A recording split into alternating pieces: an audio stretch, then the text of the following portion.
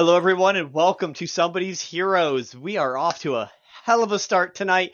It is the very first fucking episode, and I'm Eric, I'm the Dungeon Master, and we are going to go ahead and start by panning back in to Vaelith's castle, Castle Ravencourt. It has been quite a while since we've last been to Castle Ravencourt. Since then, a lot of history has happened. If you want to know more, all 15 vignettes span the course of a grand total of around 1800 years. And you will be able to catch up on a bunch of events that happened to every one of these every party member you will hear tonight. But without further ado, we will go ahead and zoom back in on Vaelith's castle. Vaelith, again, your castle is very much a European Gothic style castle, fit with parapets and towers and battlements. You even finally built your telescope. Sylvain insisted. Sylvain insisted that he'd be able to see the stars if he ever came to visit, and came to visit more than just a meeting, because he doesn't come without a purpose. However, tonight we are going to start with Solarian. Solarian, you are the first one to arrive at this meeting. You use your the teleportation circle to arrive from Frostfang Keep, and you're sitting there, and as always, you're at the front door because nobody gets just instant access into this enormous castle because the rooms change every time. Courtesy of your host. However, tonight is a crystal clear night. The stars are above. You see all 6 of the moons. It is gorgeous. But you're the first one to arrive tonight. And the door is just sitting right there in front of you, and you are awaiting entry right now. I think what I'll end up doing is I'll gather a bat and then have it fly up to where I know Vaelith's room is and just perch there. Good deal. Just as a slight reminder that I'm here. Of course. Now, go ahead and introduce yourself and your character, as well as what your character looks like and was wearing to the meeting tonight. So, Solarian is an Aasimar. He has a wide wingspan of beautiful, glowing white wings. He has a radiant glow to him. He has purple eyes that glow in the dark and a beautiful complexion that shimmers in the sun. But when he finally lands in front of the castle, his complexion falters for a moment, and you can see that the skin goes a little pale, and his hair seems to almost like the white of it drips down with the rain as you begin to see black. He looks over towards the castle and up towards the window until he finally shakes out of it and reappears into his usual self. Of course. But currently he is just standing here waiting for the door to open and waiting for the other visitors. Fantastic. And just a moment later, as soon as you send the bat on up to go stare awkwardly at Vaelith, another of the Ravencourt arrives. Morwen, you arrive via teleportation circle. Go ahead and introduce yourself and your character and what they are wearing this evening for the meeting tonight. So, you would see kind of appear next to Solarian. And a high elf, pale of skin, dark brown hair, dark brown eyes. She is wearing what she usually wears, which is a white dress that hangs all the way down to the ground. They slit down one leg, and a navy blue cape that is adorned with golden thread. She holds what looks to be some sort of like umbrella type of object over her head, because she never knows what the weather is going to be like here, and she is a very careful person and she doesn't like to be surprised, so she brings it along, rain, shine. She would look around, and seeing that there's only one other person here, and seeing that he seems to be waiting, is going to assume that Vaelith hasn't deigned to come down and open the door yet, or send somebody. And so she will just look at Solarian and take a nod, while she just silently waits. Fantastic. Yeah, because this is far from your guys' first time meeting. Morwen, you've been a member of the court for around 100 years. Solarian, you're right around 250. So both of you have been here before a lot. Meetings are infrequent. They occur whenever you guys need to have them. But you guys have been to several. Because things happen in the world. However, the bat eventually does find Vaelith. Vaelith, a bat, flies through an opening in a window for you. A white bat. A white bat. There we go. I'd like to make that distinction. And you know this to be a sign that Solarian is at the door, waiting for you to let him in. Vaelith, go ahead and describe yourself as well as what he is wearing tonight. Vaelith is a gentleman with olive skin complexion, 6'2". He's got black and white hair. It's not short on the sides. It's kind of longish.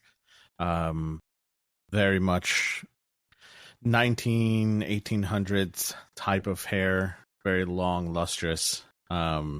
He is wearing his gowns, but his shirt is open. You could see the fluff coming out of his shirt. He's very nonchalant, looks over to the bat, rolls his eyes as he kind of forgot that it's already that time period. I gotta deal with this fucking meeting again. All right, I guess it's that time of day.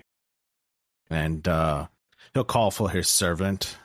We're gonna call him Antonio. Antonio. Okay. Yes, Vaelith. Yes, my master. We have guests. Yes, master. Same room as always? Yeah, you know the drill. I don't need to tell you. Of course. This is a dwarf with a hunchback. Love it. Perfect. And he's got an obvious limp on one of his legs. He just and he just walks down and comes down, opens the door. Yes, Master Solarian, Mistress Morwen, it's good to see you. This way, Tony, this way. It is so good to see you as well. Yes, I'm glad I still have sight. Thank you for healing my eyes. Well, of course. And if it ever happens again, just let me know. Yes, master.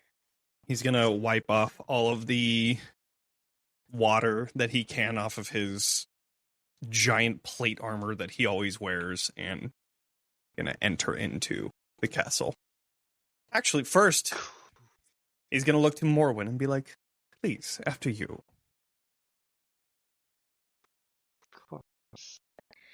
She just looks at him and goes, ever so polite, and walks in. And Antonio escorts the two of you to the Ravencourt meeting room. It's in a different position than it has been in the past, but Antonio is as attuned to this castle as Lord Vaelith. Now, with that in mind, we see a person who is not a stranger to this castle in any capacity, has seen it in more conditions than they care to admit. The only one who's seen more of this castle in more conditions is Vaelith himself. Miasyn. Go ahead and introduce yourself and describe what Miasyn is wearing to the meeting tonight.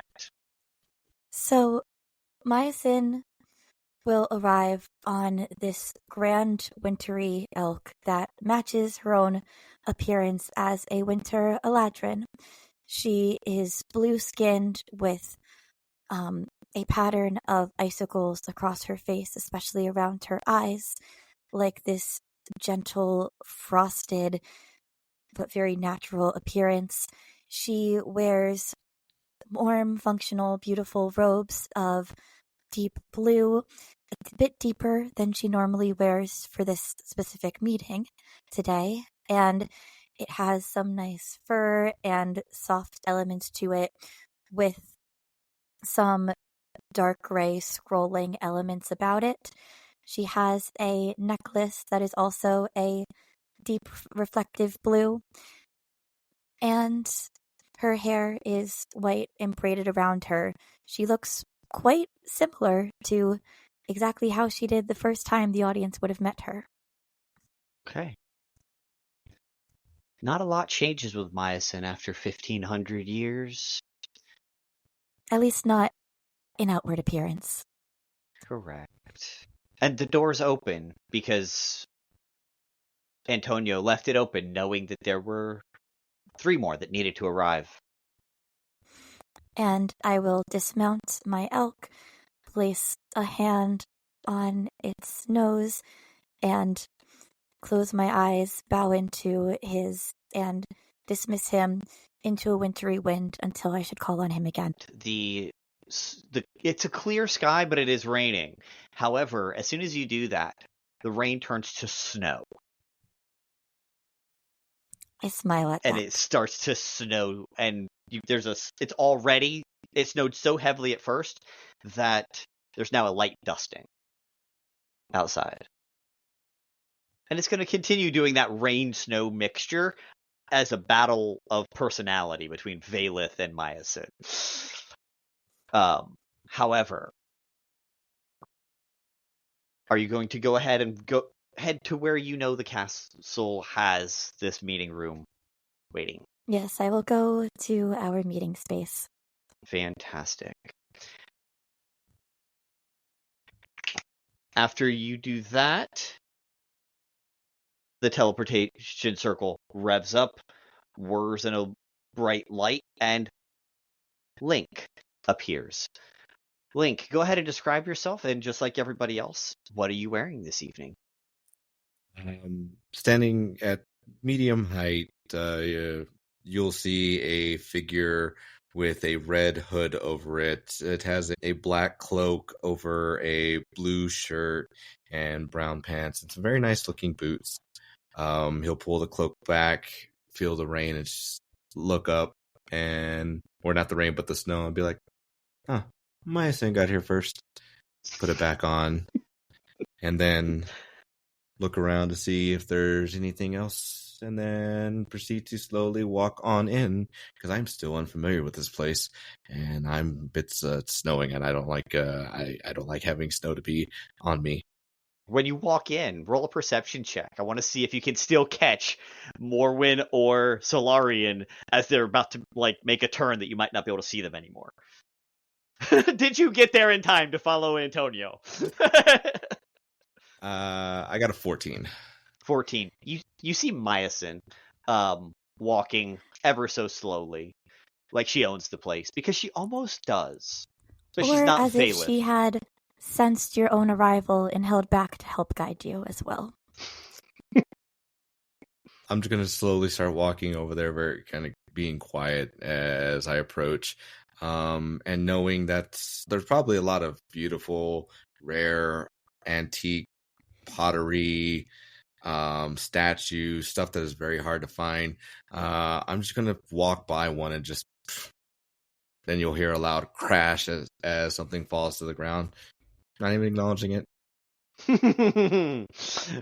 Perfect. You got to break something. Self-repair happens as he comes back. I was wondering if that was going to be a trick that was just always used against him. Just self-repairs automatically once he leaves the vicinity. It's an automatic mending spell on it. Mm-hmm. Pretty much. To every single pot that's in this castle. It's just... Anything breakable just has a permanency repair mending spell. Yep. Love it. Love it. All right. So especially you guys all... after that lightning crash from the first episode. Yeah. Right? After that one statue just shattered to pieces, you're like, that's never happening again. Mm-hmm. So you guys are all headed towards the main Ravencourt meeting area. I have intentionally left Sylvain out because he doesn't show up until the meeting is about to start, and that's when he appears. He's a very timely person. The rest of you know you have to walk in and all of this stuff. However, Vaelith, you went straight to the meeting room, I presume, yes? Mm-mm. No? Okay, nope. Fantastic. So, Antonio opens the door for Solarian and Morwen and says, "This is the room for this evening." And Thank as you you guys, so much, Tony.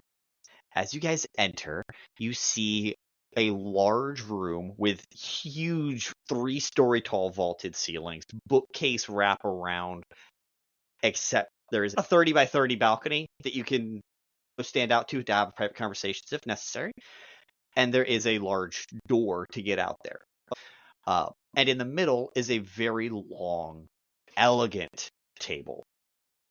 It's the same table you guys have always seen. Deep, rich mahogany wood with a red runner down the middle. Wine glasses at every chair. There's only 7 chairs because there's the 6 of you and then the founder himself when he so finds it appropriate to show up. Because the founder doesn't need to be here all the time. And you guys don't necessarily have assigned seats, per se, unless Vaelith has assigned seats for people. So you're free to choose any of the 6 seats, 7 seats that are here. I don't think it matters. I think I just pick one. It's in there. Perfect. As you sit down, your glass fills up with a red viscous liquid. Ah. And love a little bit of room service. Appropriate food appears before you. When food that Morwen Vaelith takes a has seen you seat, eat. She sits opposite of Solarian and just raises a hand, and you see the wine glass float towards her outstretched fingertips. As she just sips, not actually looking at him. Did you just steal Solarian's glass? No, she took her own okay. glass. I'm like, hang on, because that's the way it sounded at first, and I wanted to make sure. If you were to have tried that, I would have grabbed it and be like, "This is not your drink." She grabs like the glass that was placed in front of her chair. Okay. Instead of leaning in and grabbing it herself, she mage hands it to sits herself. And it floats to her. Perfect. A little bit of telekinesis, a little bit of levitation, no big deal. What's minor magic amongst friends? Okay, so you have your wine glass, and it is Morwen's favorite wine.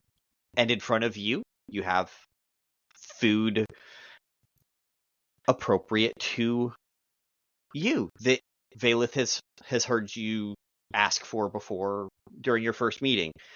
Not that he remembers, the castle remembers. It just makes him look like a good host.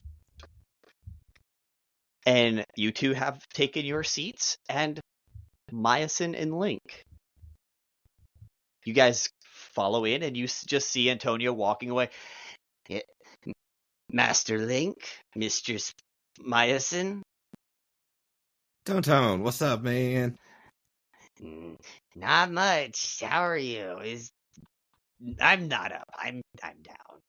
No, it's okay. I'm just gonna reach down and shake his hand and be like, I hope all's well with you. You look good every time I see you.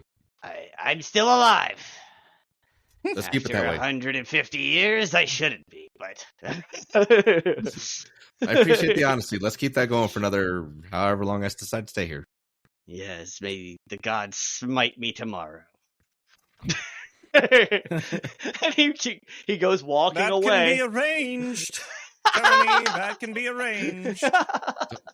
Don't listen to him, Ton. You're good. You're doing amazing. Keep living, buddy.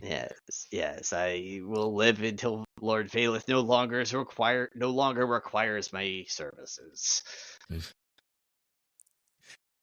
Miasyn will say to those who have gathered,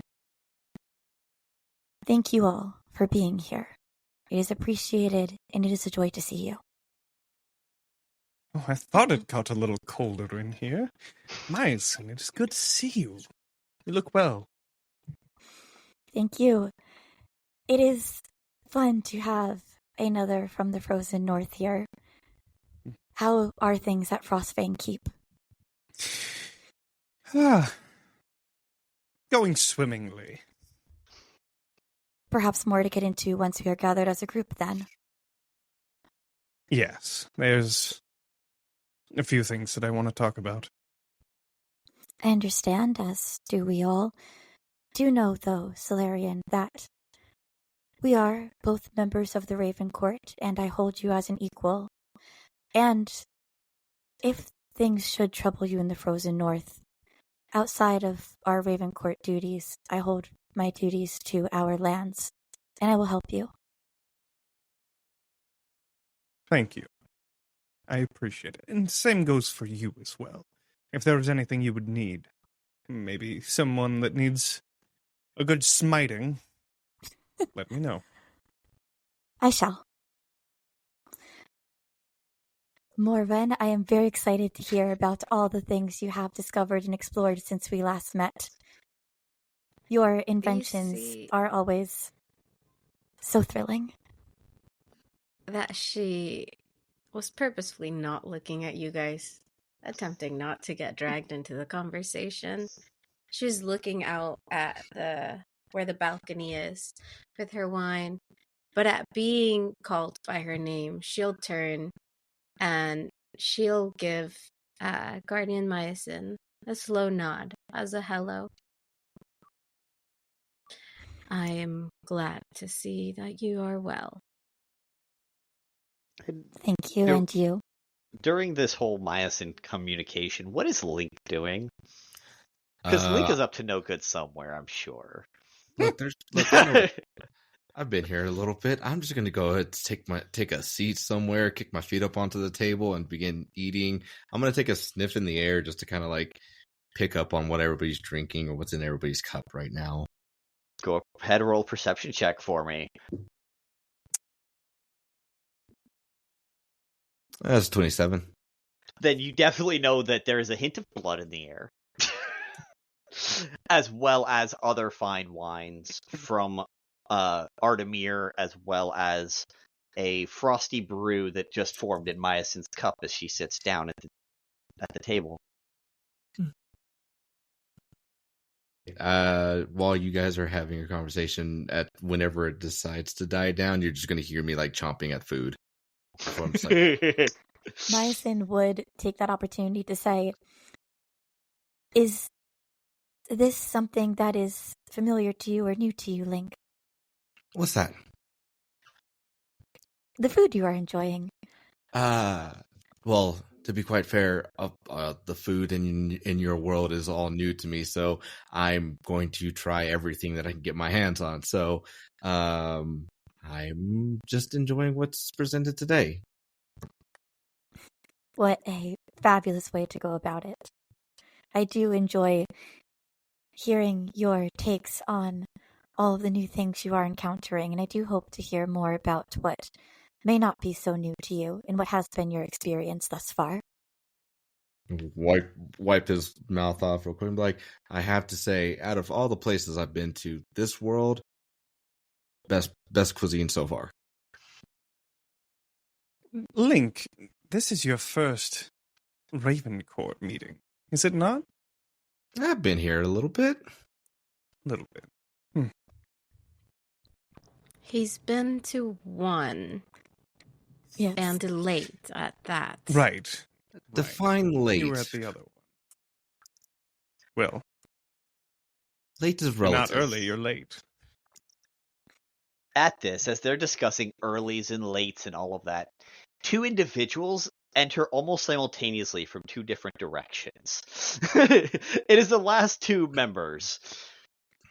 Sylvain, go ahead and introduce yourself first and how you are entering to the courtroom. Yes. So anyone here would more likely hear Sylvain before they saw him, as he flies at quite a fast speed. That it always has a little bit of thunder resounding when he lands. If anyone was watching him fly from below, they would just see a glimmering dragon in the sky made of pure silver, little bits of twilight throughout, the wings looking like the night sky is tearing a rent into the night as the day is parting, and who needs consistency when you control space and time? Not me.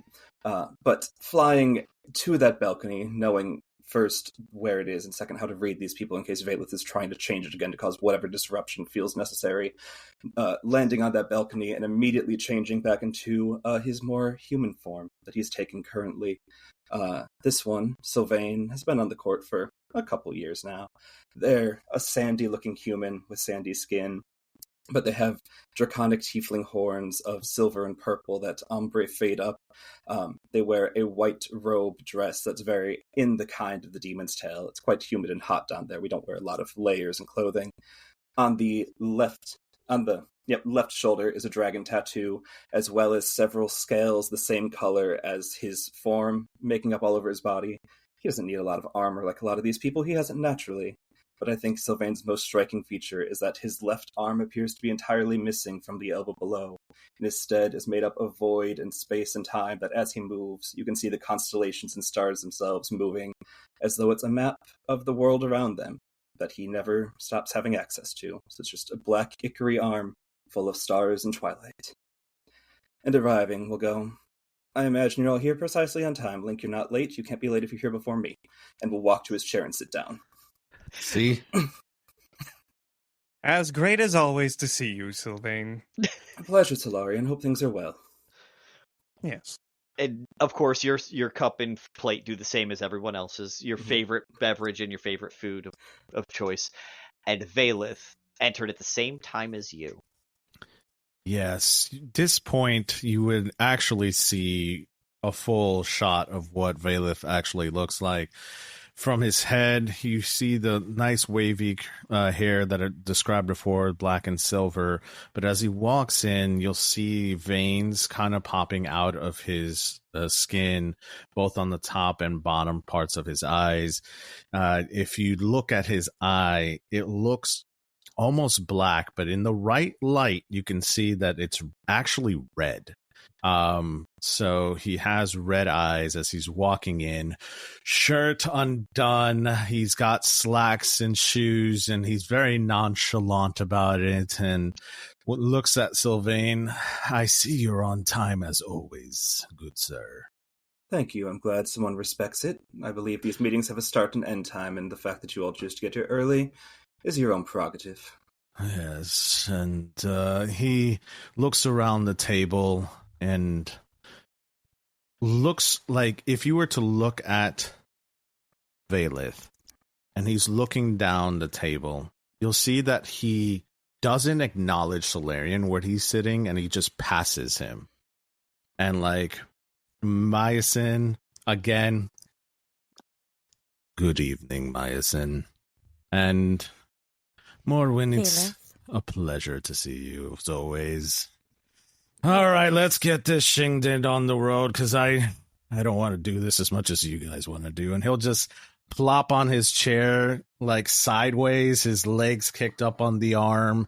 He's got a wine glass that he's just signaling over while it's floating in the air, and now he's just sipping on it, nonchalant, as he's sitting on the ends of the table. So wherever you guys sat, it rearranged, so now that Vaelith is at the head of the table, so that he's just sitting there. And he's just... It's a circle?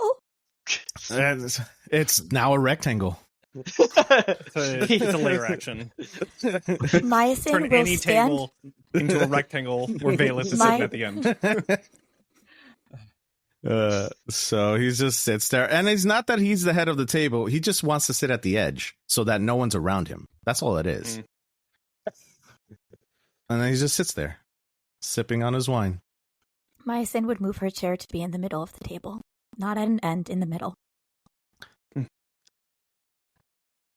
Good to see you too, right. Mr. V.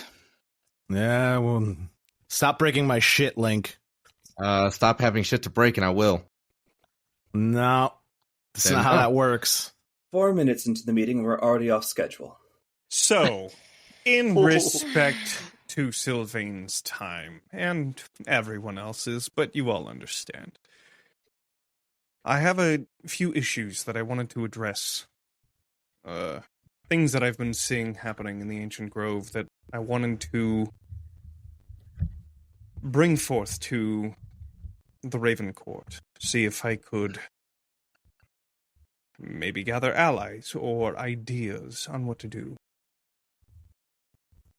The first one, mostly speaking to you, Miasyn. As each of you know, the winter wastes above continue to reach further and further south. I've seen ecological impacts of this. Animals being displaced from homes, food sources that are going extinct. Very real impacts on the ancient grove itself. And no one knows why. So, Miasyn, I say that this is mostly towards you because, of course, you're in the north. But I open it to anybody. If anyone has any ideas as to why this is happening, anything that I can try.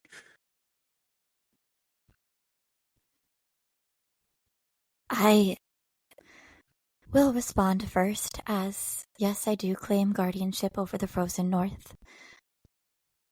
I have noticed this occurrence as well.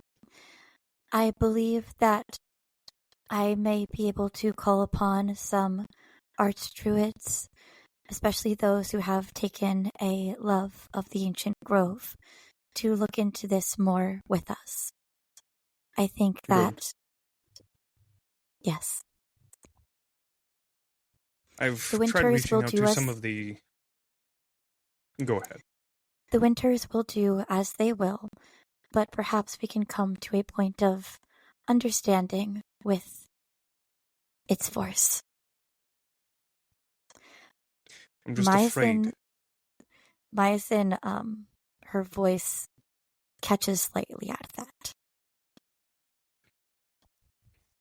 I'm only afraid of what will happen the next winter, and the next, and the next after. Sure, we can put a stop to it this time. Put a fence up.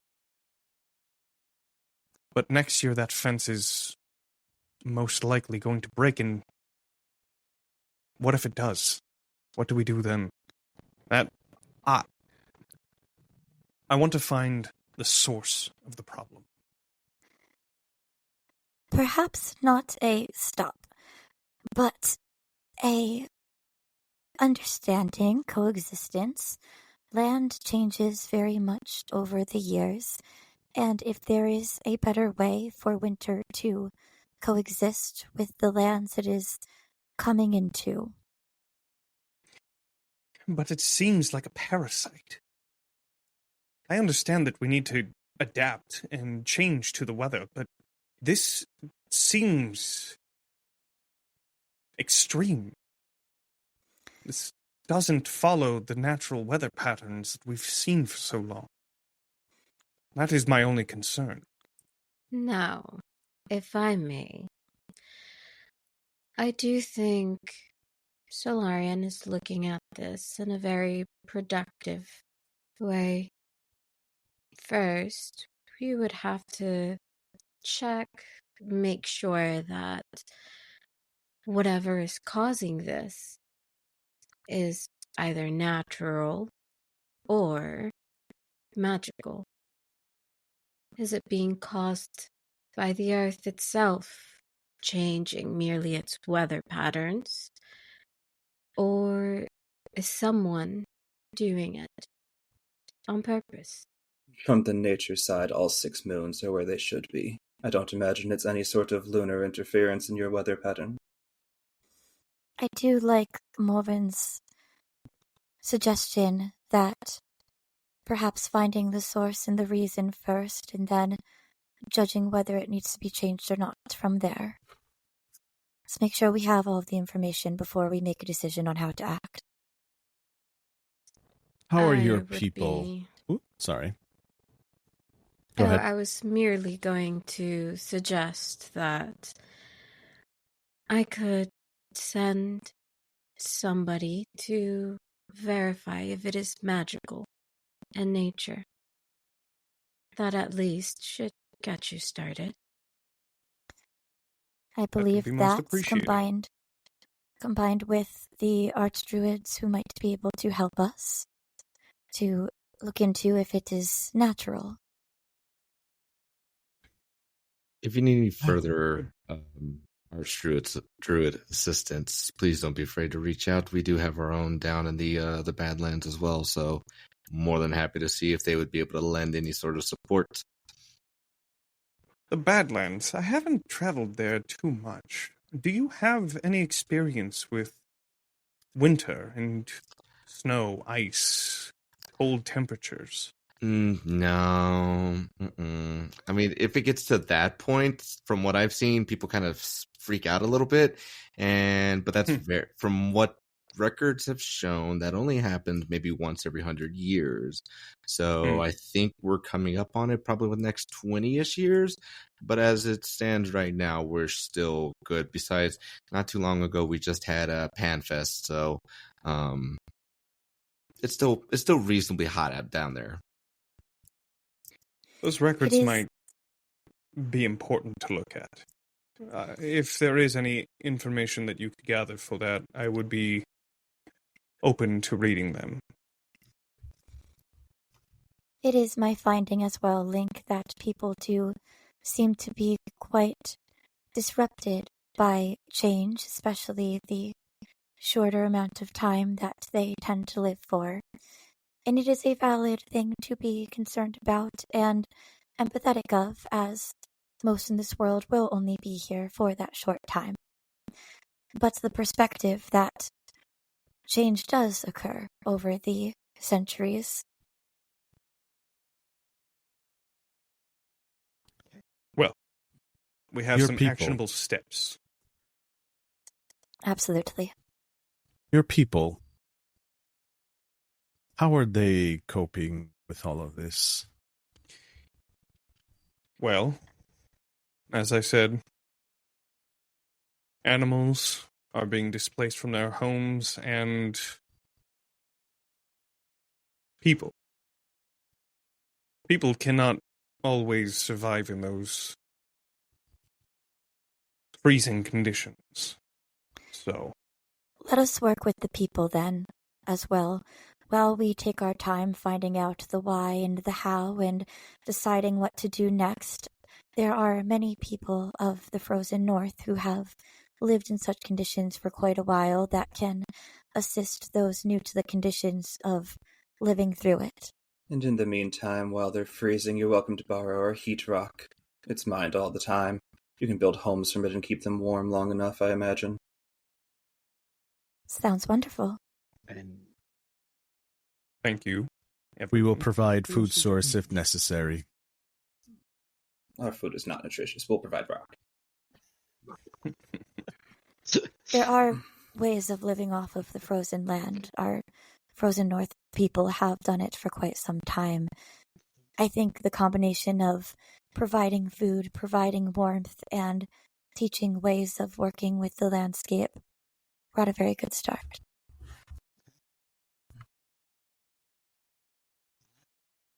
as you guys finish, do a little bit more conversation. Morwen, you bring up your big topic. What was your big topic? So, there are, I guess, two things that I would seek your assistance with. The first one being, there is somebody that I am looking for. And I know a couple of you have a penchant for spying, for lack of a better word. She looks very pointedly at Vaelith. And I do no such thing. I do such thing. information through other means. So I thought it would be easier, instead of me doing it, to bring it to you, those who do it on the regular, regardless. His name is Tor Pyrbane. He was a scientist in our military research facility. He has gone missing. And I say missing very loosely. We think he ran. He might be working with someone else. He was researching some military weapon applications.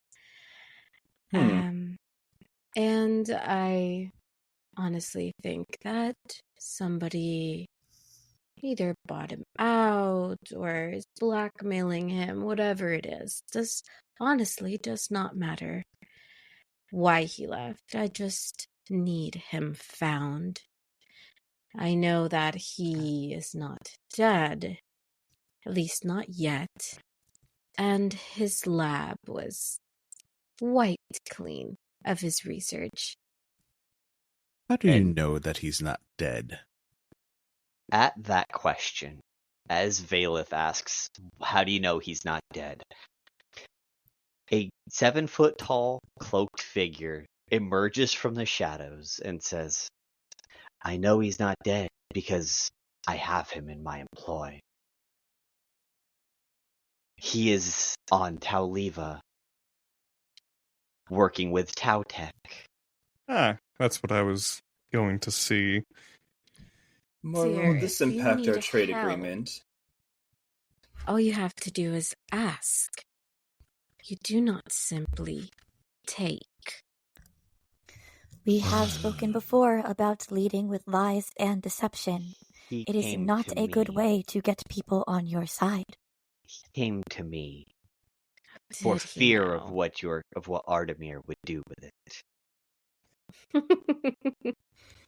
He does not know. At least not the full scope of what I would do with it. Of course not. And more, when I ask you once more, will this impact our trade agreement, or can you still get the marshals over when I need them? No, dear, you are all good. He was working on something different. As long as I'm good, it's fine. Thank you. Yes. He points at the table, and you see a hologram of Tuor working alongside others within Tautech. One thing you guys would I know, Tuor? One thing all of you would actually know is that Tautech is actually is a company that is doesn't look like, if you look through the paperwork, is owned by the Ravencourt, but you guys actually own and operate that as a joint venture, so to speak.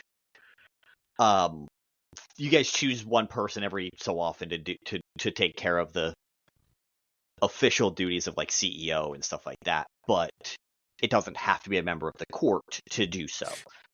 I do remember in another vignette, Mm-hmm.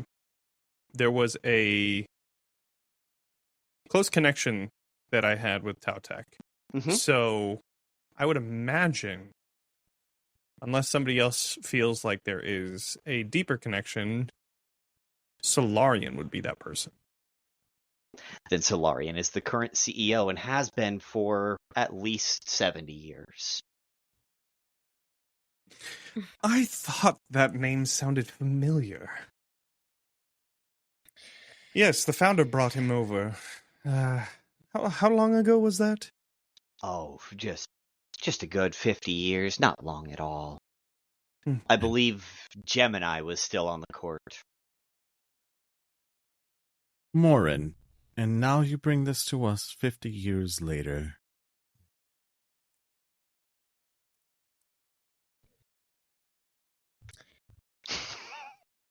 Again. Got it. Well, he just disappeared. It's been about a week since we last saw him. Now, knowing where he is and what he's doing, honestly, you can keep him.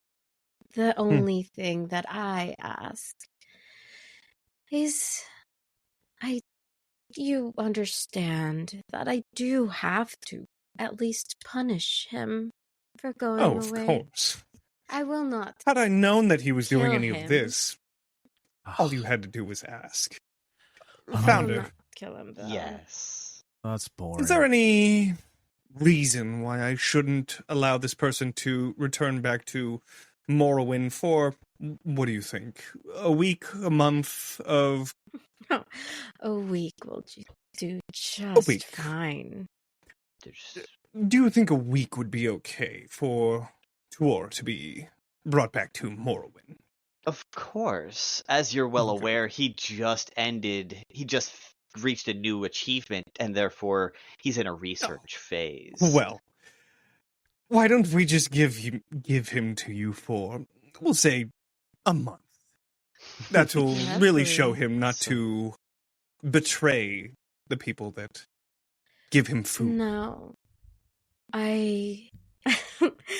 I don't guarantee that I'll give him back in one piece, but I do guarantee that's that at least perfectly his brain will be intact.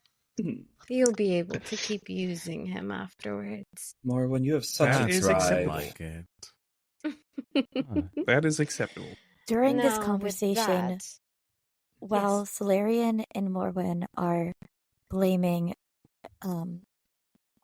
Tua for making this decision, Miasyn is watching the founder the entire time and trying to figure out if this was at all Tua's decision to play double agent or if the founder forced his hand.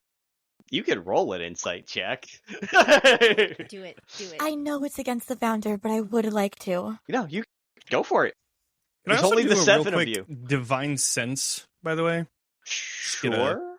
nice little idea on what people are It is playing at. It is an 18. Unfortunately. 18. Oh, No. yeah, it's an 18. So, divine sense, Mhm. fiends, celestials, undead. None of that pings off I know Sylvain. Vaelith, but None of You've- that pings on Morwen. Give me those again? Get a celestials, fiends, and undead. Oh, no. you get a ping around Link. Yeah, I figured. Fiend, celestial, undead. I don't I'm think guessing it that- tells you. The former. It's a reddish aura, and of course you get a blackish aura around Vaelith, as you Of well course, know. yes. I don't even look that way. He stenches of death. As he looks in my direction, I'm gonna get him a little wink as I'm sipping wine. Finger guns from me. Small nod. I keep that information to myself. I'm not going to tell anybody. But I just... It's no change from the last time you've done it. Mm-hmm. Because I would assume every couple of years you do it just to make sure. Yep. So... What about the founder? You guys... on the founder, no. You don't get any of those three. Okay. Oh, okay. did Miasyn So did insight. an insight check, though? Yeah. Miasyn's insight check was only an 18. Oh, I so have a nothing. passive perception, but I don't want to do anything, so I'm just going to... Yes. My passive insight is 22. Holy shit. Vaelith, roll you well. already know about you already know who the founder is. He showed himself to you. Yes. So you already know about him Yeah. enough that you're just like, why are they fucking questioning? Like, I'm chilling there. I get checked out by Solarian every so often. I wink at him, just to make sure, he remembers. Now, with that matter out of the way, this would be specifically with those of you who have lands along the coast near my archipelago. And we seem to have a little problem with pirates. You see, they've been around and they come in and out, make themselves know, get taken out, but it's been a little bit, about 3 months of some of my ships disappearing. As you know, we are an island nation with a very vast naval force, and most of our refined goods are imported. And so it does affect the people when so many ships go missing. Any thoughts? the only one I have is that, as you are well aware, Vaelith and Guardian Miasyn, ever since the contingent from the west, the last contingent and last representatives from the western coast of Tor-Samil were on this fine body, you and Lord Vaelith killed every last person on the court. There has not been a member of the western coast since. It very well may be that we are looking at something going on there which we have no eye. Well, if you share a teleportation circle with me, I could use a few extra bodies. And he taps at his sword on his side. He pulls out a could show them bag. a little bit of nature's wrath. He pulls out a bag and hands you a bag. In that bag is a dozen teleportation circles to a dozen different places within the West Coast that he planted a while ago. Incredible. Well, consider yourself free of pirates, at least for the time being. And Morwen, if you don't have the time to get your ships built back up, I do still have quite a navy. I can trade you some fleets. It will just take a month or two to get there. Now, Lord Vaelith, it has come to my attention that there have been a rare bit of problems here within this central region. What is happening? What is not happening? It's always a problem here in the center, but, and he'll look over to Sylvain, and this is no offense to you, Sylvain, but there seems to be a dragon problem here. And I don't like his kind around here. They always end up trying to take the natural resources from the land and scaring the people away, and I have to end up killing them, and I don't want to. Well, first of all, the dragon is the natural resource. You are inhabiting its land, but second of all, what kind? That will matter very much how we address the situation.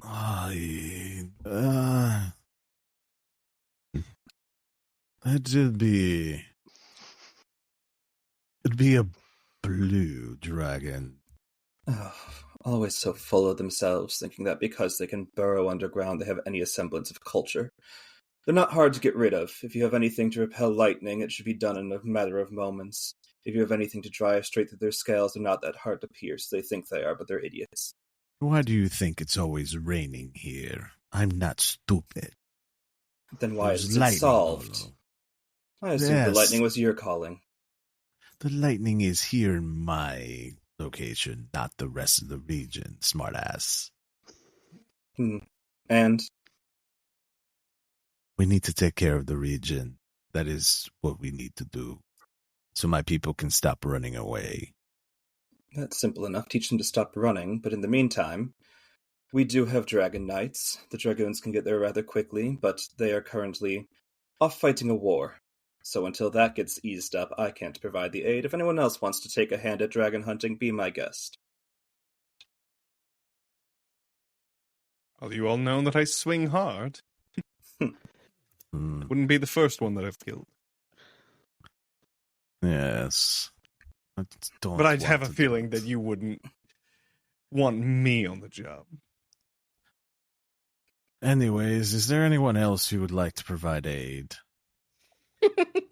Fix my demon problem, and I'll fix your dragon problem. Oh, demon! Oh, you spiked my interest. Yes, You the all Lord of the bigger Hells is school bothering me. children. Oh, him again. Morwen, if your weapons were better, we wouldn't be having this argument because the demons would be solved. He has I a point told you, there. I'm still working on it. It's not something that just happens overnight, or else even you guys would be able to do it. How long have you been Yeah. working on this exactly? Just curious. Who's this Hasn't been guy? too terribly long. This is Link. He's been here thrice. Is your memory that bad Once? from age? It's been 7 years. I that- love how Sylvain thinks it's been 3 times. Morwen knows it's been once. Solarian and Vaelith both don't think he's been here before. I just couldn't remember. I just don't care. And Miasyn is like, whoa, guys, please. He's been here exactly 7 years. Come on. That is what I was going to say. She's like, I got your back. Miasyn's got most people's backs on this court, yes. Most. Nice and lovely as always. Thank you, darling. Miasyn, you are We'll talk too more later. nice. You are too nice, I tell you this. When you say talk later, he will, like, on his arm, push a star, like, back a bit, and, like, you would see, like, above, that time kind of just backs up a little bit to give him an extra 15 minutes to make up for this meeting. We did schedule Wonderful. this in advance because I know your time is valuable, and Vaelith, there is no such thing. Whatever, Miasyn. I don't care. Anyways, anyone going to answer me? When the heck did this guy get in here? I've been 7 years here. ago. Exactly. I don't believe you. Anyways, I'll take care of your demon problem, Sylvain.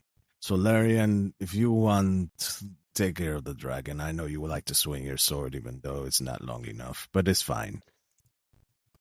Solarian, it's been a while since we went somewhere together. You want to handle it as a team? That sounds wonderful. We'll schedule it. Good team up. And we can talk more about our shared interest. Morwen, you want to go to hell?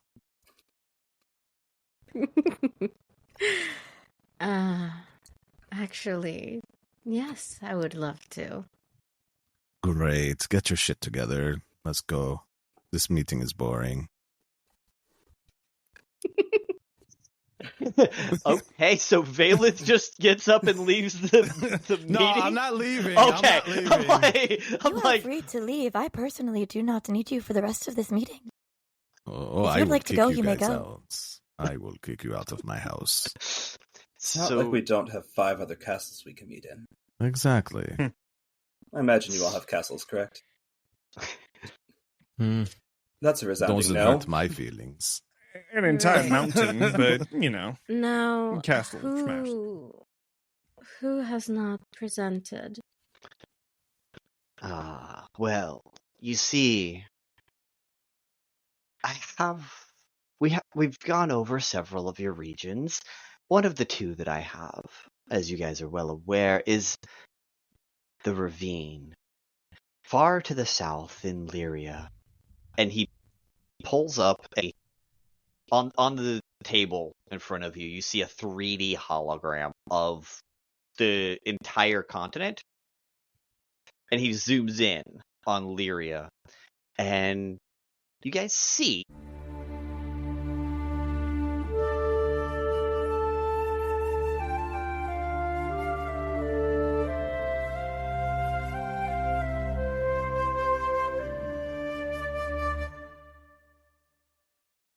the first spot it's going to stop at is going to be Karst's Keep.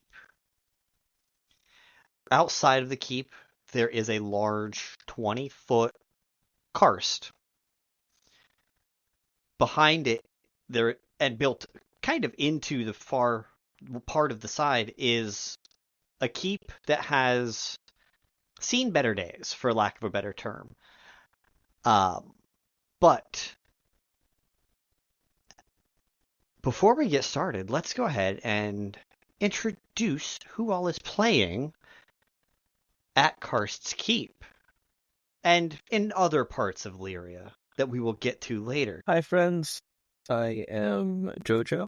I am a cultural anthropologist and a tabletop RPG player, playing the rough and tumble Vulcan Espiritu, the half-dwarf. Vulcan is big for looking like a dwarf, well, dwarf standards anyways.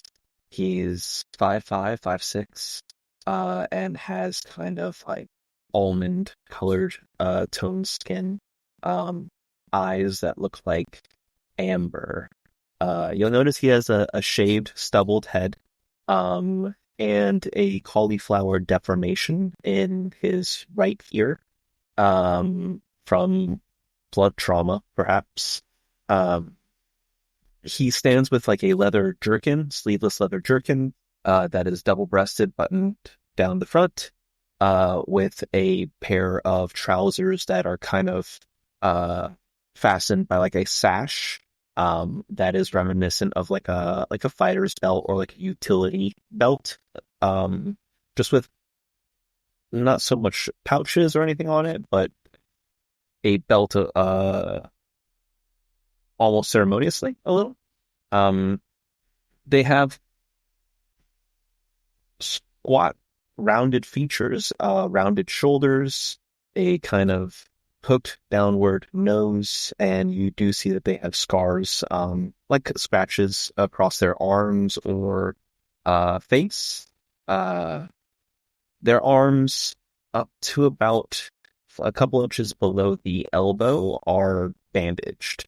You can kind of tell from how he carries himself and like his facial features that he doesn't spend a lot of time taking care to manicure himself. The beard has 3 combs that are not tightly woven, as if this is somebody who's either weary from traveling, we've been here a little while, but probably somebody that's not very dexterous with their hands or fingers. The beard is like a black obsidian, and the stubble on the head as well. And I suppose that they are just staring out, probably incredibly bored.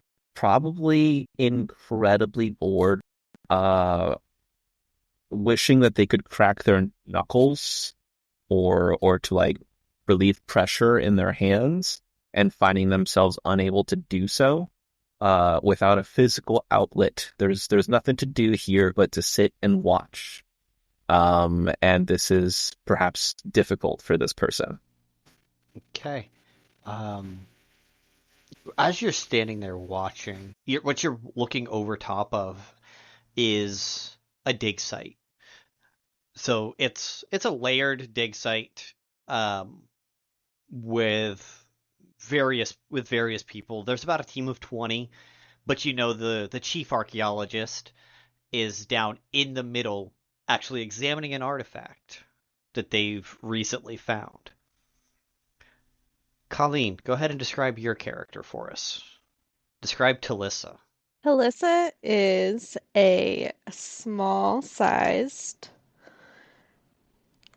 tabaxi-looking kobold. She has one green eye, one blue eye.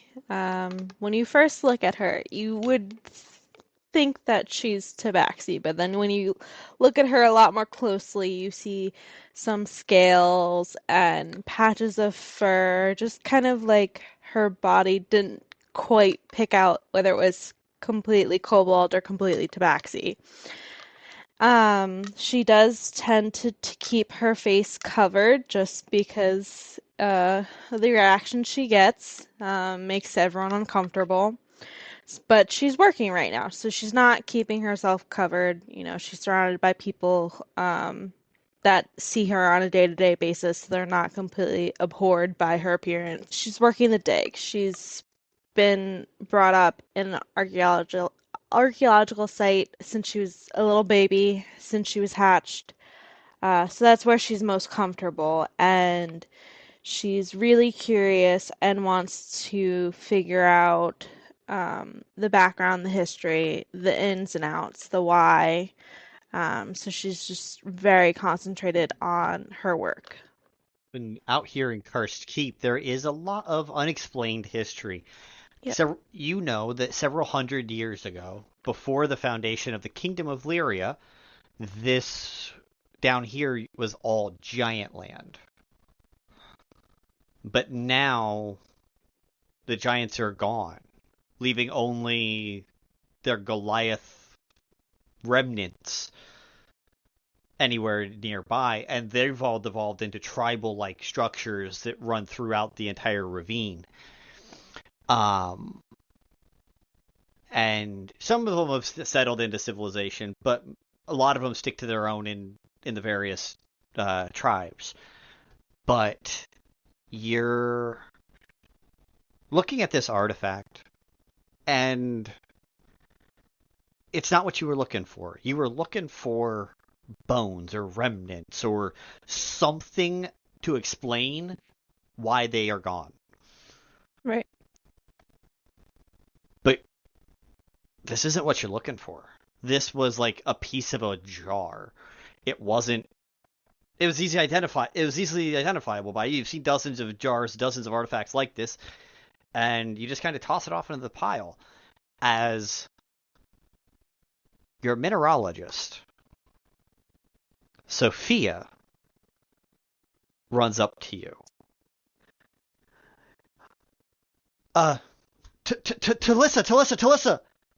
Yeah, yes. What's going on? And she just, I don't know how to explain it, but the karsts. It's the karsts. And she just gives you this paper. Mm-hmm. And that is where we're going to pan on over. The camera's going to zoom out, pull out a little bit, and pan up north. It's going to go up north to a region that technically does not belong to Lyria anymore. About 150 or so years ago, the Kingdom of Lyria abandoned Smith's Keep and the Firefalls region. However, tourists still like to go there from time to time because of the Firefalls. The Firefalls are like a 40-foot waterfall that when the sun hits them just right, they look like they ignite and become fire and lava flows. And standing on the opposite bank of this waterfall that is not in fire form yet, it's not looking that way yet, is a satyr. A rare sight on the material plane. But Jenna, can you go ahead and describe yourself as well as your character? Hey, hello, I'm Jenna Daggers. I'll be playing Sauce, your favorite and friendly neighborhood disaster. And also, that's also me, Jenna, as a person. So, easy character for me. We're going to be having a great time. If you're looking at her, you will just notice, one, she's not really quite fond of clothing. So she's definitely not wearing pants, but she's also a satyr. So, like there's like built-in pants kind of. So, and plus she can't find any that fit her because she's very tall, standing at 6'7". Although she doesn't really stand still. So maybe she's like bobbing from side to side at 6'7". She has white, fluffy, like kind of very relaxed, loose waves with little random braids here and there in her hair. 2 sets of ebony horns that she has tipped the tips off with gold, with some chains and bits and bobs kind of hanging from them. Whatever little clothes she does wear, it's very colorful, like very, very saturated jewel tones, and deeply colored leather. And she has a belt that has 2 crescent moons, opposing each other. And she has a bunch of things on her belt. Lots of glitter, lots of tiny little bottles, anything she can kind of find. And by find, I mean she just picks it up because she doesn't understand the concept of belonging. So if she stole something from you, she's sorry. Is she, though? I mean, maybe. Depends on how nice it is. Fantastic. And as you're looking at this waterfall, you've heard it's called Firefalls because it ignites if the sun is hitting it just right. But you've been here for a day and a half and you haven't caught it yet to where it looks that way. Yeah, she's like staring at it and she's like, I don't understand how this water is going to catch on fire. Makes no sense, but I'm really excited to see it. Yeah. I kind of like envision her like doing her little prancy dance, like, trying to like fire. She's bopping. She's like, She's totally bopping. And like scampering, and she's like, maybe it's just not happening right now. Does anyone know when it's gonna happen? And hearing that, coming over towards you at this point was a Dragonborn? She looks like a Dragonborn, but you're not quite sure what they are because they're also a little translucent. Jaden, can you go ahead and describe your character as you're approaching Sauce? Yeah, as I'm approaching, you see the face of a Dragonborn, an elongated snout, scales should have a sheen, a jade sheen to them, but it almost looks like the way that the light is hitting it, like almost like plastic, how it's like diffused over top, but in a smoky effect around her, as she has more like aquatic looking aspects. Armor of gold and a dark jade color, a helmet of some type of ancestral beast. As she like gets closer to you, she almost seems like she grows a little in height to match. It's a neat trick. Has anyone told you you're really shiny and cool looking? No, not recently. Oh, well. You are. Thank you. Hi, I'm Sauce. Hi, I'm Jaden. Oh, cool. Offer Do you know when it's hand. going to happen? Do you know? Are you here to tell me? I mean, yeah, I'm here to tell you. I'm making sure that you're being safe in this area. Yeah, here in a couple hours, it should hit just quite right. In the next couple days, there'll be very nicely decorated around this area. With what? Oh, well, the falls seem like they catch on fire. You Okay. can see it for miles. So do they seem like they catch on fire, or do they catch on fire? Because I feel like the name's misleading. I mean, I suppose it seems like it catches on fire. It doesn't actually catch on fire. But what if it did? It would probably be bad for the people below. Oh, yeah. People. Oh. All right. Well, it's a cool idea about that. So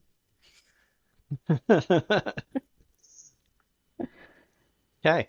Jaden, you just came from where they're setting up almost like a pop-up market stall type setting. Think like a Ren Fair. They're building a Ren Fair for next week because next week they're holding the Firefalls Festival, which was the idea of somebody that you have just met.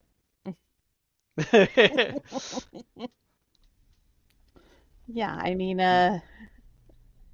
over the course of the next couple days, it'll get nicer and nicer looking. But Hey, what's your favorite color? purple. Okay. I'm just gonna go to her belt and then just like take out a tiny little vial of purple, very, very sparkly glitter. It's for you. You accept this gift? Yeah, I'll Okay. just put it in a pouch. Sauce. You have performed a gift-giving action after you have already received a name. A Fey contract has been submitted and concluded. Congratulations, You now we're best friends now. You now have Jaden's name and a contract with Jaden. What it says? It just says friends. Right? The smiley face. So, there you go. Love sauce. Yeah. Right? Write that on your character sheet that you now have a new friend named Jaden, who is a forever friend, can never leave you. Forever friend. Collecting all the friends. Let's go. He hoards friends. I do. A dragon should do that. Do you need help setting up a tent or? Oh, well, I mean, like, I can just, sleep on some plants. I don't really like sleeping that much because then I can't think, and then there's like the thoughts get really loud, and then there's just it takes so long to sleep. It takes so long. Mm-hmm. And if I'm sleeping, I can't talk, and then I really like talking. So as you two are having that conversation and beginning to get to know each other as new forever friends, the camera pulls back out and goes down through the kingdom to the south and into the city of Lyria proper. And we zoom in as there's an explosion.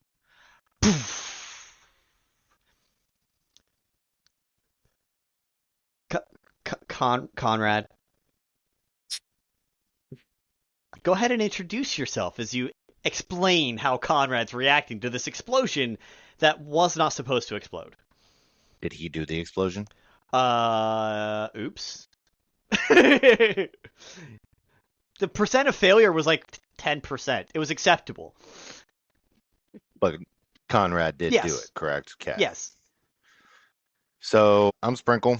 I will be playing Conrad. He is just a little bit of actual like physical description. He's about 6'7", almost like a brutish looking type creature. Origins a little unknown, but most often he is looked at as a tiefling. Also about 285 pounds. Think of like when you see like Olympic swimmers. They're toned, but they're not overly toned. They're not, anything chiseled or anything like that. But he does have a thick chest, toned arms from the factor of working with tools, weaponry, all the different things. But he is quite talented with almost any type of tool you can think of. So he's usually swinging a hammer, using some type of pick, something along those lines in his free time. He has two small vertical horns that come up from the front of his brow, just a couple of inches, nothing too magnificent. But then he has similar to ram's horns that come out from the side of his temples, not very far, maybe an inch or so, but then come out and directly go straight back as they start what looked to be curving up, but some type of mishap has left them slightly deformed. He has crystal blue, almost like sapphire type eyes with blackness completely surrounding them. So it emphasizes this, the blue much, much brighter. He has silver hair that also has a slight blue hue to it, which is faded on the sides with short hair on top, very similar to Viking esque, along with a beard, full beard of the same color.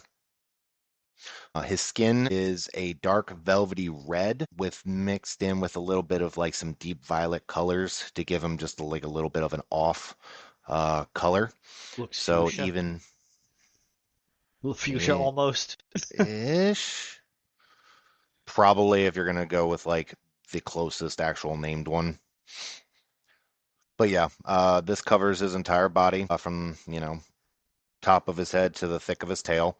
He also has a scar leading from the top just above his left ear that comes down and across the cheekbone and ends at the base of his chin, which has been there for some time. It's not anything that's happened due to his working, but it's one of those you just can't forget. So other than that, if you ever happen to see him in a more scantily dressed outfit, whether it be working with his tools or something, you may or may not see scars across his back that tell some unknown tale.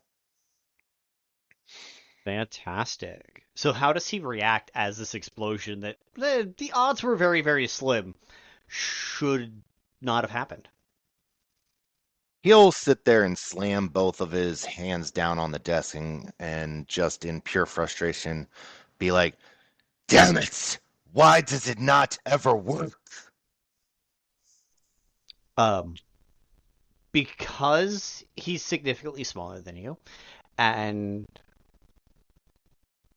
older, out from under the desk comes a little gnome with a long salt and pepper beard. Because he's only about 3 foot tall, he just kind of got up under the desk and stood there. But he's got a salt and pepper beard, and he's got just little tufts of hair right above his ears.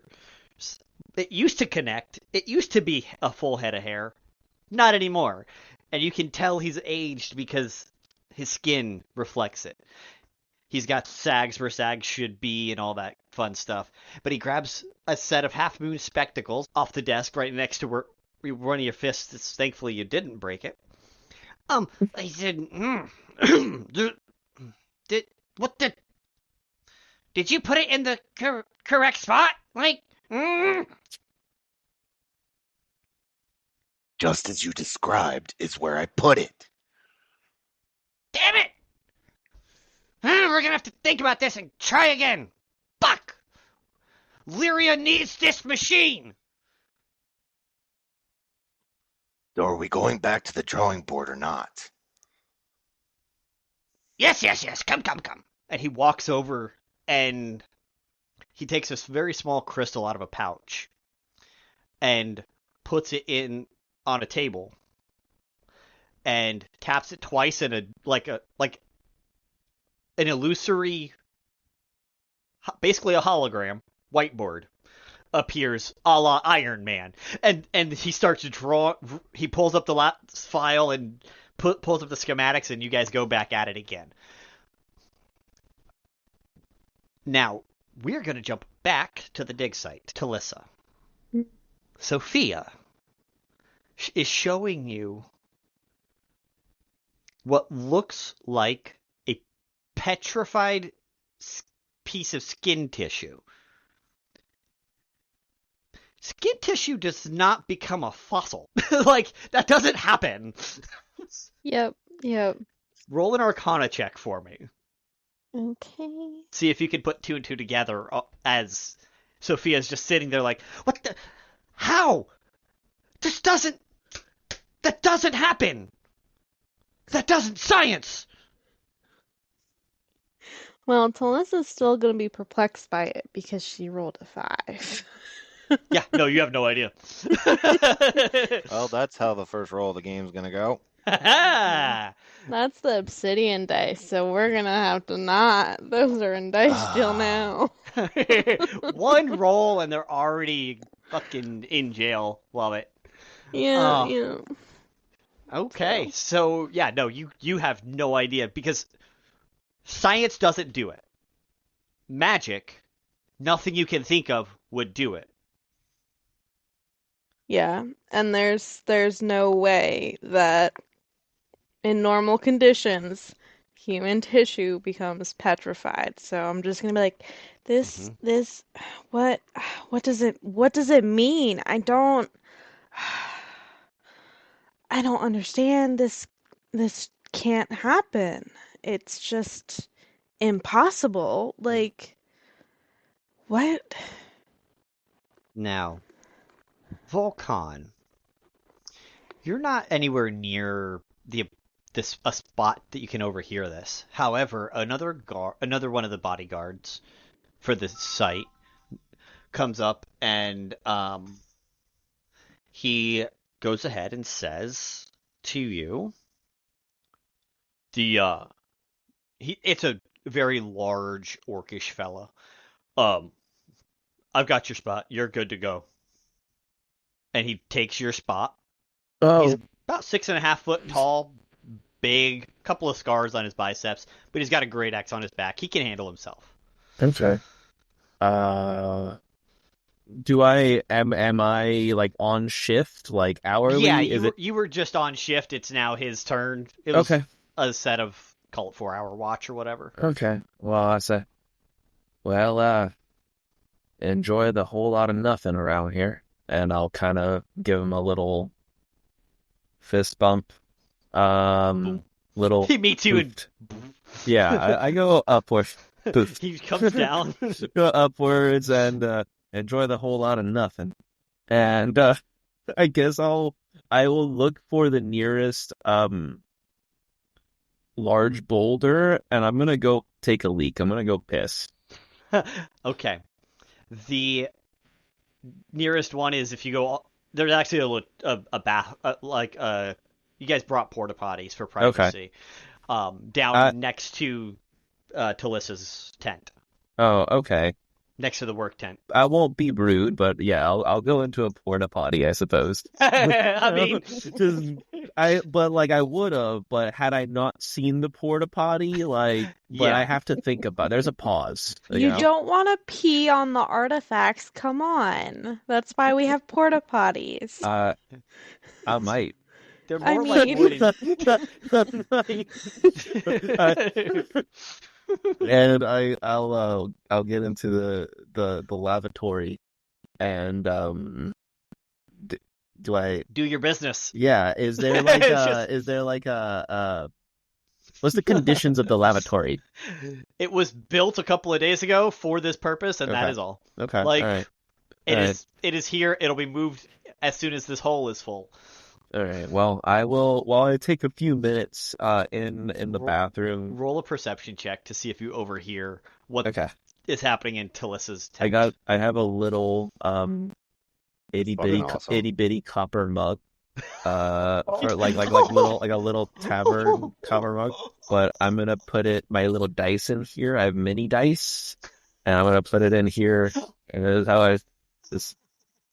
Click clacks. Click clacks. Oh, I rolled a 1. No! You hear shit. We are failing. I roll.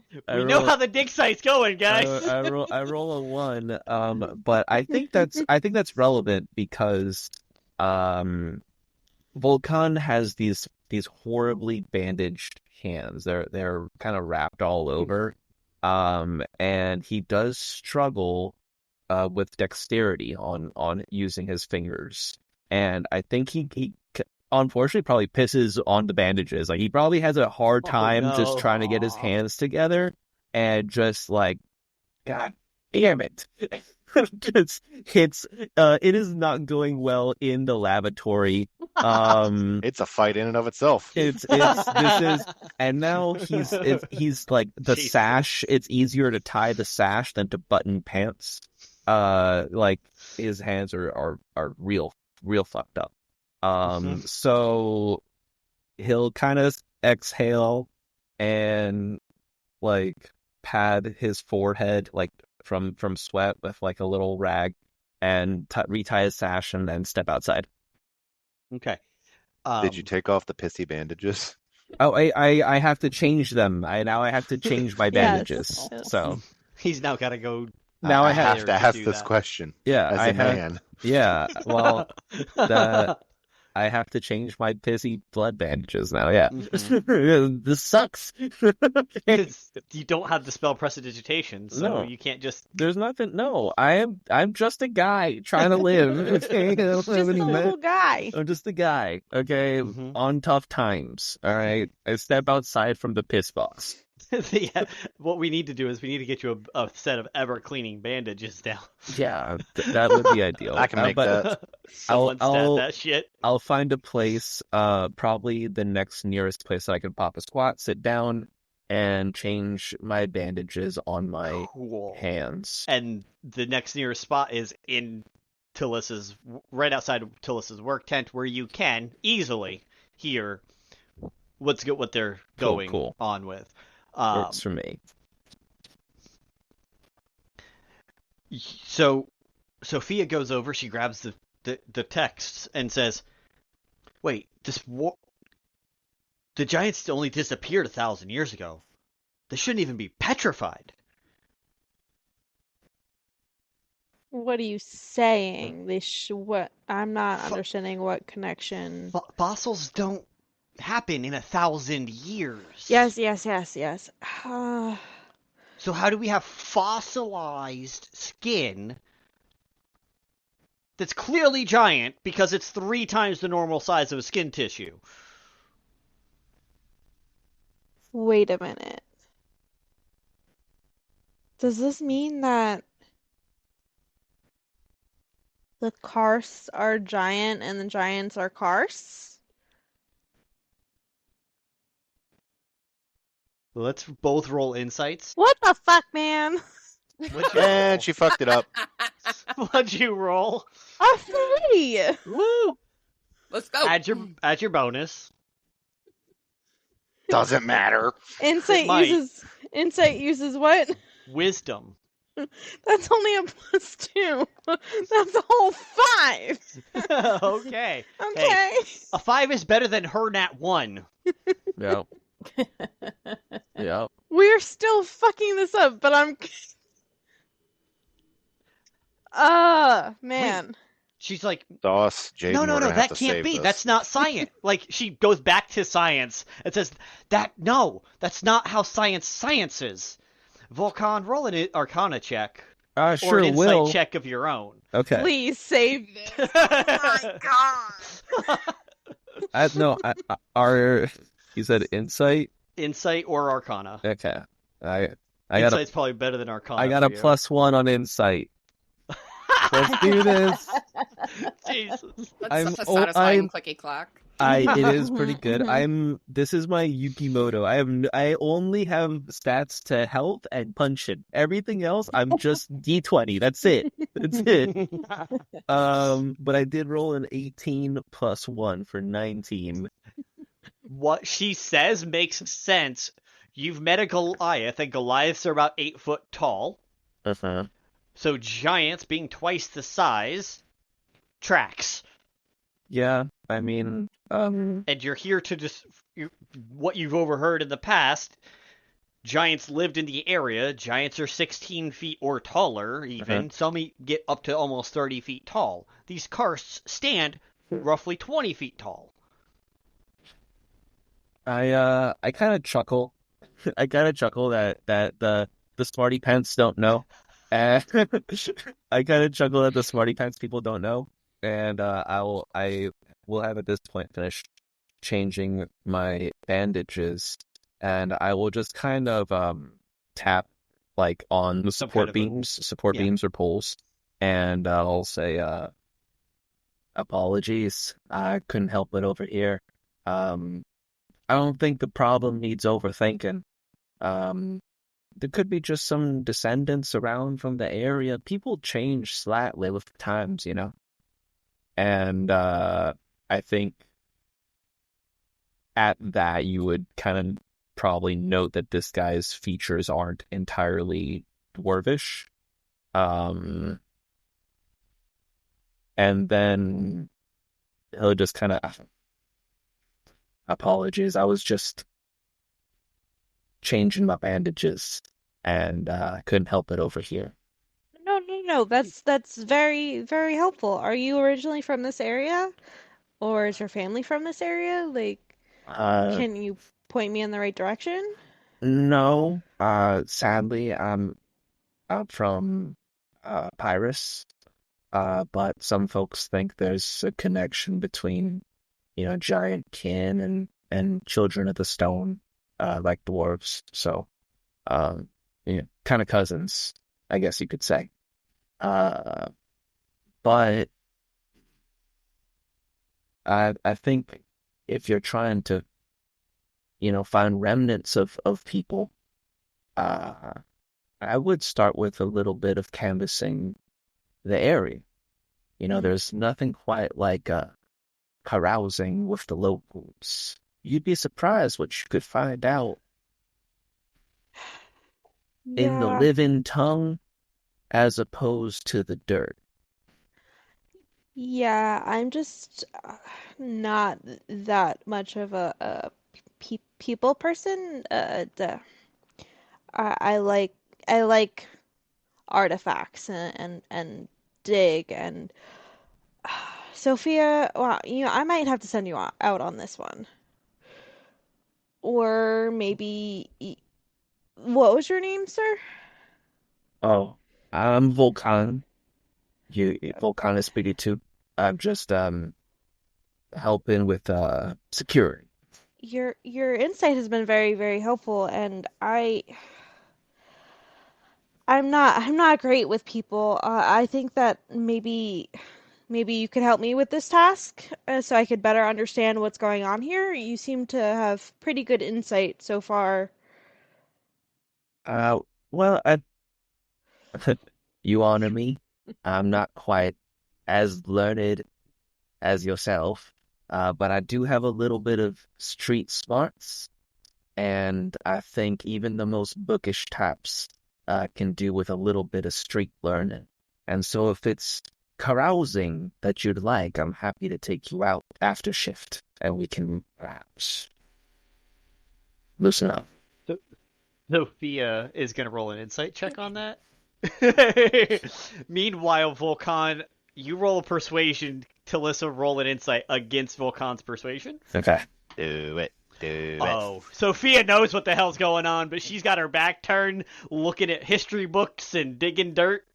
Not digging dirt, but like hear nothing, see samples, nothing, know nothing. But knows everything.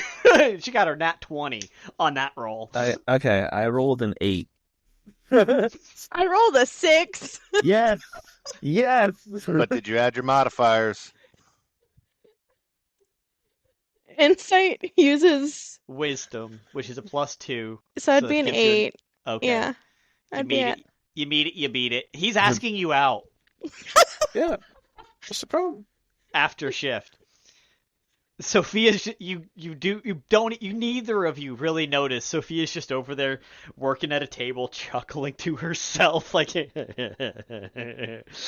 turns around and says, Telissa, I can take it from here. What we need is, we know what's going on now. The karsts are the giants.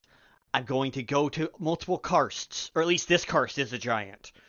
I'm going to go to multiple karsts within safe distance-ish. And we're going to go take more samples. We're going to go look more, and we are going to go and try and find some of the Goliath tribes, and like Vulcan suggested. Meanwhile, why don't you and Vulcan go back to Castle Lyris and let them know what we found? Telissa's just like, yep, okay, and she's just gonna be very confused by the energy that and the exchange that happened because she's just not a people person, not reading that very well. So she's just gonna be like thinking to herself, "Man, usually people just run away from me or just like are like ugh, but like what?" And then she's just gonna like, all right. Sophia said we should go this direction. Let's focus on this information and go. Yep, but she's just gonna be like, I don't understand. Perfect. So are you gonna basically the two of you take a wagon and head back to the castle? Yeah. We're going to the castle. Okay, all right, hang on. Not the keep proper, not back to Karst's Keep, but the actual all castle. the way back to the castle, which is about a 5 days journey, depending on whether you make a bunch of stops or just drive through the night. Okay. Is it all right if I'm away from the field for so long? You're gonna get that cleared with whoever needs clearing? Oh, nope, that would be me, so you are completely fine. Oh, okay. I apologize. I didn't realize that this is all your operation. Well, technically, it's my dad's, but he left me in charge, so it's all that would be my okay. decision. Yeah. Understood. All right. Well, sure. I'll grab my pack and maybe we ride off into the night together. It is. I mean, yeah, technically we are because it's gonna be 5 days. I know. I know what I said. Okay, I'll catch you later. All right, and I'll roll out of there and go get my pack. All right, so I don't you guys think you know what he signed up for. I love it. Contain it! I can't contain it. Oh my god! Oh, that was smooth. That was super smooth. Yeah. Welcome to Telissa, but also Colleen. Yeah. Okay, Right on. so you guys are going to get a wagon together, and you're going to take that 5-day journey back towards the castle. As the sun starts setting, you guys are headed that way. While the sun is still setting, we're going to zoom back over to the Fire Falls. Sauce, it's been a couple of hours since that first exchange, and Jaden really hasn't left your side because we're best friends now. Yeah, right? Yeah. You probably would have paced around the waterfront a little bit. She does not stand Perfect. still for a very long time. You start to see the sun start setting over the trees behind, and through the trees, the light splits and starts to hit the top of the firefalls. And roll a perception check for me. Jaden, you can do the same. Hilariously enough, she's actually pretty perceptive, so we'll see. Jaden, you're actually rolling with advantage. Okay. Well, the dice tell a story, and that's a nat 1, so bringing it to a 5. First episode, and no one rolls well. At least I have 69 gold. Yeah. 69. That's the part that makes it. That's the part that matters. Man. We struggle busing Somebody today. gets asked out. Somebody gets 69 gold. Somebody pisses on their hands. Like, it's a good time. So, 2 nat 1s already this episode? Oh, yeah. From you guys. I had rolled 1 myself. I got a 15. Okay. Thank Perfect. goodness. Is it a good thing I gave you advantage? Because I think your first roll was garbage. It was a 6 and a 9. So you got 69 too. I got 69 too. Believe it or not, my best friends. we will be somebody's heroes. Who? I don't know, but somebody's. Well, we'll be the most relatable, so that's where it's at. Right? Somebody can fucking relate to someone here, failing on everything that they do, and then they just somehow do what they're gonna do. Fabulous. It's real. Oh, so much fun. Okay, so Jaden, you didn't fully realize that you knew what was going on. You knew you grew up in Castamar, whose rivers start in those mountains. One of them is actually what makes its way two of them actually meet, and they come down here. One coming from a northwestern city of Aquis, and the other going down another set of falls itself from the city of Hidero. And those two river branches meet before they fall into the fire falls. Both of those are known as factory towns where you're from, and you didn't realize that this is one of the every night, this is the time slot it would take for some of that refuse to make its way downriver. So when the sun hits that refuse, it shines and sprinkles back this bright red light. Bro, we are team piss and shit. What is this? So, no, it's not shit. This is industrial refuse. Okay, got it. Got it. Yeah, it's industrial. It's industrial waste that's creating this fucking phenomenon. And you didn't realize until you were on the other side looking at it that you're like, oh. Oh, yeah, I'm just gonna, put a hand out towards Sauce and, you might want to step back a little. Not ruining the glory of the moment, but, Okay, but why? But, and Sauce, you do see this thing just start looking like it's set ablaze. But it's so shiny. It's for your own safety. It's pretty to look at, but not so much to touch. Fine, I won't touch it, I guess. Day. Exactly. And while you guys are looking at this, another guard that came with you guys comes over. He's dressed much more plainly than Jaden. Just a set of just a breastplate and a shield with a sword at his hip. Comes over and says, Captain Jaden. Yes. We have reports of 2 more workers going missing. Oh. I think it's time to let the castle know. It's been... This is 10 now? Let the castle know what? I'll let the castle know anything. It's a castle. I'll let them know personally. Good, because it will delay. It could delay the festival. And you perk up at that sentence, Sauce. Well, you definitely understand that one. Do that. So we're gonna talk to some stones and make sure they know something that you just said about the number 10.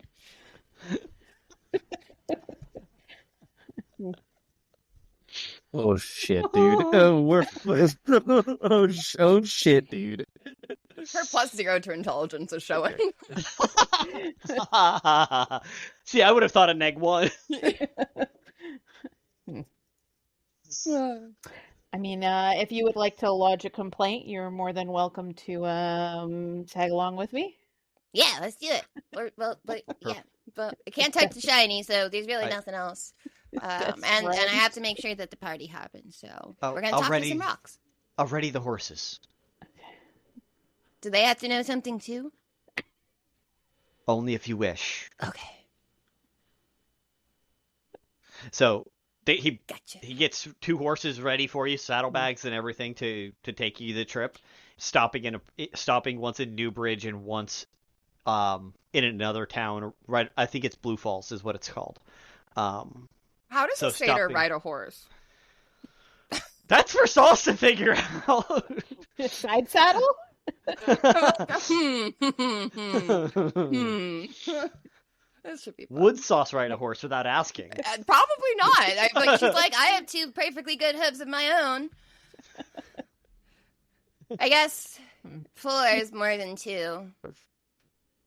All right. I'll do it. Can Sauce get on a horse, though? Yeah. Oh, no. Let's help you up. This is gonna be fun. Well, she's give her the really Shetland tall, pony. So she could probably try to. So Jaden, you're gonna help her up. Yeah, I'm gonna help her up. Well, first let's see if Sauce has trouble before you offer help. Yeah, what should I? Sauce, athletics or acrobatics, whichever one you think would be more appropriate to how Sauce would attempt this. She's definitely not an acrobat, so unless you like count flailing as. It counts. Or fuck it, performance, your choice. Let's see. As you double check performance. Bias, let's go.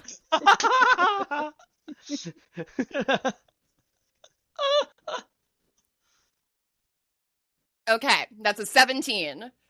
Perfect. I do it. How does Spectacularly. you do succeed on getting on the back of this horse in the saddle? But I'm gonna let you describe the performance roll that you just made. I imagine she's like, she'll like go up and like try to lift her, and then she's like, no, not like this, and then like it takes a few attempts, and then she like backs up, does a little like tippy tap with her hooves, and then just like goes for it, and like it's like one fell swoop of emotion where one moment she's standing, and then the other moment she's on the horse, and it's just like, wow, how did she do that? And the answer is somehow. She doesn't even know. Fantastic. All right. So you guys start riding back towards Castle Lyris to lodge a complaint and talk to or the castle. provide a status update. The stones and the horses. Yes. I'm filling the horses in on the way. Okay. Do you have anything that allows you to actually talk to them so they can understand you? Or... Yeah, I have telepathy. Which is terrifying, because I can go in all of your heads. You are a menace. You are a menace. It's Like okay. I said, Telissa 1.0 has now met Telissa 2.0. I'm sure the horses don't understand anything geopolitical or. The real question is does it require that you share a language with them? Let's see. Because there are some versions of telepathy that don't. Yeah, I know EVs you don't have to, but let me see about Sauce. Hold on, but that depends on if you think in pictures or if you think in words. Both. Because I feel like I feel like if you think in pictures, horses might be able to understand that. If you think in words, like wait, I have speak with animals. Of course I can. Are you just going to use the spell or are you going to try to telepathy? Yeah, fuck it, why not? This is very important. They have to know. Okay, so you're just going to burn a spell slot? Yep. Perfect. YOLO, bitches! Let's go. Let's waste a first level spell slot on talking to these horses on the trip. Yeah. Perfect. All one half of my spell slots. Yeah. Empty the tank now. Let's do this. By talking to some horses. I have cantrips. It's fine. And a big. So the story, because of Sauce's wordiness, the story requires you to cast a new spell slot every day to update them. I'm on only the gonna full update story. Them once. Yeah. Yeah, you're only telling them once, but you're having to tell it in 3 parts. Day 1, day 2, and day 3. It's an epic story, yeah. Yeah. Like, it has, stories have 3 parts. There's Act 1 Correct. and Act 2. So you're and there you go. You're telling the story, which is how you still only have your 1 spell slot come the meeting at the castle. Jaden, is there anything you're going to do on the way, or are you just going to kind of ride your horse and think it's weird that Sauce is now talking horse? I'll. And the horse seems to understand. Mm-hmm. The horse is fucking enthralled with this story. Like, Doing Dory with the whales. I'm just, I'm gonna be keeping an eyeful lookout. Okay. But, she's unique and she's doing what she's doing. I'm just gonna let her do it. I'm not gonna tell her otherwise. Fantastic. I love it. All right. So as you guys are doing that, the camera's again gonna quick draw back over and cut to Conrad in the office with his inventor. You guys are working at this whiteboard. You've been working at this for 3 hours now. The sun is going down, but time is irrelevant when you're inventing things. Correct me if I'm wrong. Important. What else would you be doing if not working? Hopes, dreams, aspirations, taking But of lives, making lives, all are important. the inventor is sitting there and he's like, yeah, what if we take this and do that? While he's looking at this and thinking about it, go ahead and roll. Let's go ahead and have you roll just a intelligence check with your proficiency bonus added to that too. It's just a raw intelligence, but because you're inventing, you get your proficiency. 25. Did you roll a nat 20? No, I rolled a 19, but my intelligence is a 4, and and the proficiency bonus is 2. That's a 6, 25. So you're Look, I'm not letting us go down the shitter, literally. So you do realize, Conrad, that there was nothing wrong with the design. It was something with the element that you were using to power it. It's Were like we using a sulfur, or it was some kind of just a mineral that you guys were using that didn't react the right way. And he's sitting there and he's trying to manipulate this image, and you realize there was nothing wrong with the original thing. It was with the battery that you were trying to use to power the device in the first place.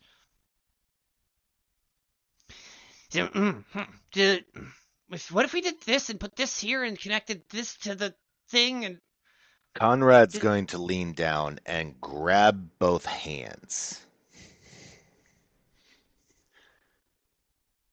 Boss, nothing is faulty with your design. Look at what powers it. See how faulty it is. See how flawed it is. But it's a diamond. And I had it specially crafted. It's perfect. It's a perfect diamond. This thing cost me 100,000 gold. It Perfect be doesn't perfect. always mean best. He's gonna roll an insight check. Can I roll like a deception or something? Or... No, you get to roll an insight check as well. Oh boy. Because he rolled a 3. He's not figuring nothing out of what, like, he knows what you're saying, but he's still stuck on the fact this diamond cost him 100,000 gold. It better fucking work. Well, considering my insight is Jack 0, I got a 16. Nice. Better than his 3 on the dice. You realize the power source you need has been in front of you guys the entire time. As you glance down and you look at what's being used to cast this projection, it's a crystal. It's a crystal from Tauliva. So can I sit there and take the crystal and try to insert it into the machine that we were trying to do before? You can try, yes. This is maybe about it's roughly the same size as the diamond, and it's almost as pure of a cut. It's not perfect, but it would fit within the hole. I'm gonna put it in the hole. All right, let's put it in the Just hole. as perfectly as I can. Nice and slow. Nice and slow like. Nice and slow like. Make sure it gets nice and deep like too. All right. So go ahead and roll percentile with advantage. Don't roll a 5 or under. Now that you said it, hate you. That's 0, 0, and a 5. Like, that's a low ass chance. Is this with advantage? Yes. Okay, because the first one was a 5. 0, 0, and a 5. That's why I said now because you said it. Y'all rolling garbage, y'all. I know. We're rolling shit. What's the 50 or the 50 and the 0? Is that 60? No, that's 5 and 0. That's 50. Okay. So 50. Perfect. So you put it in, and it reacts like it's supposed to, and you see devices you guys had set up within 100 feet that run off of Tau Tech, that run off of Tau Leva technology, that start working. It's just sample devices that were sent by Tau Leva because they knew you were trying to create a generator that would work and power their technology without utilizing resources of theirs. But this works. This generator now works, but after about 10 minutes, it just... Well, before that happens, can I do something once it actually starts happening? Absolutely. So within like the first minute of watching this happen, you know how like when someone wins a championship and whatnot, and they go, I'm going to grab the gnome by his hand and literally throw him up at the same time. Nice. How far up is the ceiling? You guys, so this workshop thing this part was outside because explosions inside are dangerous. Because I didn't want to throw him into the ceiling by accident. No, you throw him up, he just, woohoo! Casts Featherfall on himself and lands gently to the ground. And then he goes, now, we gotta take this to the castle. The king needs to know that we can do it. Maybe he'll sit there and give us more tech to work with and actually fine-tune it. As that happens, Conrad will sit there and tap the side of his belt because behind the tool belt is his pistol. Mm-hmm. And that's all. He doesn't say anything about it. He just sits there and taps it and goes into deep thought. Okay. As you're doing that, you see this look on his face where he's like, oh, but what is the cost of utilizing that information and actually success? He starts to realize what the cost of success would mean because you have to use this crystal to power this device, to power Tau-Levan technology. And that is where we're going to end this portion of the episode.